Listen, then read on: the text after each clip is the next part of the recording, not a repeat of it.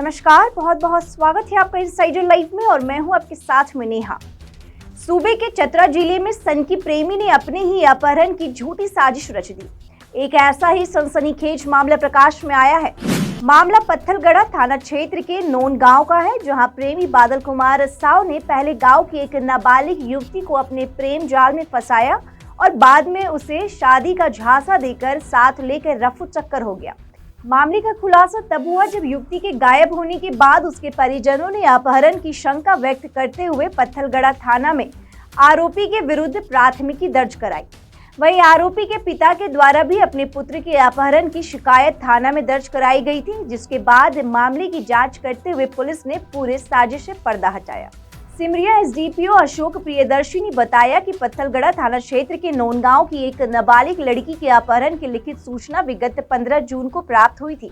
युवती के परिजनों की शिकायत के आधार पर अभियुक्त बादल कुमार साव के विरुद्ध थाना में अपहरण की प्राथमिकी दर्ज करते हुए सिमरिया एसडीपीओ के नेतृत्व में विशेष टीम का गठन कर मामले की जाँच शुरू की गयी। इस टीम में पत्थलगढ़ा थाना प्रभारी सुनील कुमार सिंह, एसआई अंकित कुमार झा और आईआरबी के जवानों को शामिल किया गया था। टीम ने मामले की जांच करते हुए जब लड़के के घर वालों से पूछताछ शुरू की तो उसके परिजनों ने आरोपों का निराधार बताते हुए आरोपी बादल के भी अपहरण व गायब होने की बात बताई। एसडीपीओ ने बताया कि आरोपी के पिता के द्वारा अपने बेटे को बचाने की नीयत से लगातार पत्थलगढ़ा थाना के अलावे वरीय अधिकारियों को पुत्र के अपहरण की झूठी सूचना देकर शिकायत दर्ज कराने का प्रयास भी किया जा रहा था।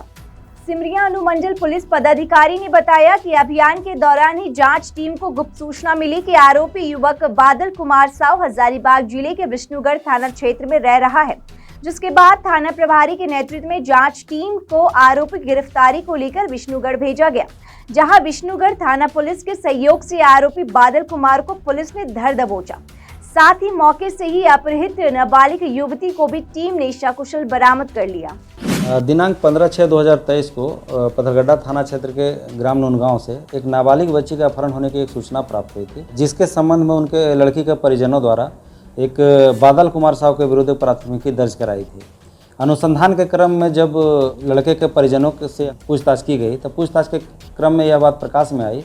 उनके परिजनों द्वारा यह बताया गया कि लड़का भी एक दिन के बाद उनके घर में फ़ोन करके यह बात की जानकारी दिया है कि उसका किडनैपिंग हो गया है और कहाँ रखा गया उसकी कोई जानकारी नहीं है।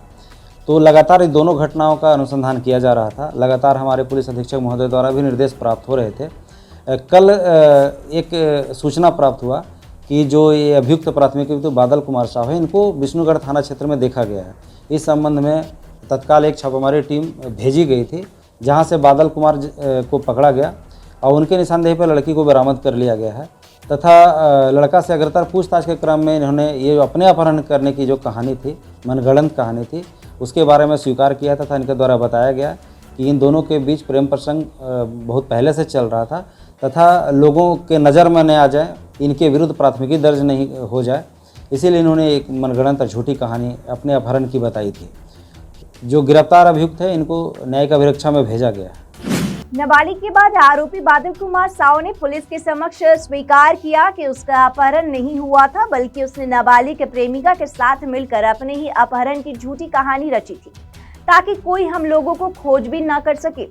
आरोपी से पूछताछ के बाद पुलिस दोनों को चतरा ले आई, जहां प्राथमिकी के आधार पर विधिवत रूप से गिरफ्तार कर प्रेमी को न्यायिक हिरासत में भेज दिया गया है। वहीं नाबालिग का युवती को उसके परिजनों को सौंप दिया गया। ऐसे ही और तमाम अपडेट्स के लिए आप हमारे साथ जुड़े रहें और देखते रहें इनसाइडर लाइव। वीडियो देखने के लिए लाइक करें, सब्सक्राइब करें, साथ ही बेल आइकन दबाना न भूलें।